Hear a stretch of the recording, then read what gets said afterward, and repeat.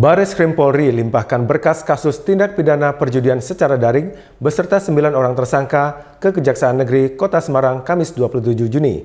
9 tersangka dalam kasus judi daring ini ditangkap di 3 lokasi berbeda, yakni di Kota Semarang, Medan, dan Jakarta. Mereka berperan sebagai admin rekening atau penerima dana judi daring. Badan Reserse Kriminal atau Bareskrim Polri melimpahkan berkas kasus tindak pidana perjudian secara daring ke Kejaksaan Negeri Kota Semarang pada Kamis 27 Juni.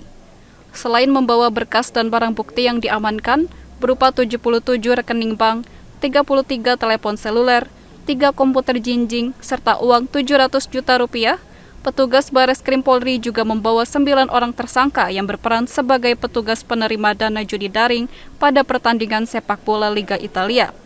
Kasubnit Unit 3 Subdit 1, Direktorat Tindak Pidana Cyber Bareskrim Polri, Ajun Komisaris Polisi Bambang Meiriawan menyatakan kasus judi daring ini terungkap pada bulan Maret yang lalu. Para tersangka ditangkap di 3 lokasi berbeda, yakni di Jakarta, Kota Semarang, dan Medan. Penangkapan bermula dari penelusuran identitas laman judi daring dan rekening yang ternyata berada di Kota Semarang. Dalam kasus ini, modus yang digunakan para tersangka adalah menggunakan rekening bank di tanah air sebagai tempat menerima dana transfer, sedangkan server judi daring berada di Filipina dan Kamboja. Dia melakukan pembuatan rekening. Setelah pembuatan rekening dibuatkan, di-pool di salah satu tersangka. Setelah itu dia kirimkan ke negara Filipina dan Kamboja. Nah, rekening-rekening di-pool oleh para tersangka ini digunakan sebagai rekening deposit dan rekening withdraw untuk memudahkan transaksi praktek perjudian online website OneXBet. Hari ini sudah kami nyatakan kami terima limpahan dari penyidik, tersangka bukti sudah kami terima.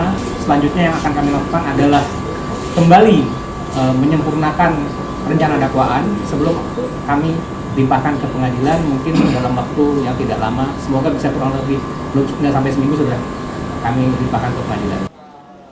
Bareskrim Polri masih terus melakukan pengembangan kasus judi daring ini dengan memburu 2 orang yang diduga berperan sebagai bandar dan pengelola laman judi daring. Para tersangka yang sudah diamankan dijerat dengan pasal berlapis Undang-Undang Informasi dan Transaksi Elektronik (ITE), Undang-Undang tentang transfer dana, serta Undang-Undang Pencegahan dan Pemberantasan Tindak Pidana Pencucian Uang. Dari Kota Semarang, Jawa Tengah, Suryo Wicaksono, Kantor Berita Antara, mewartakan.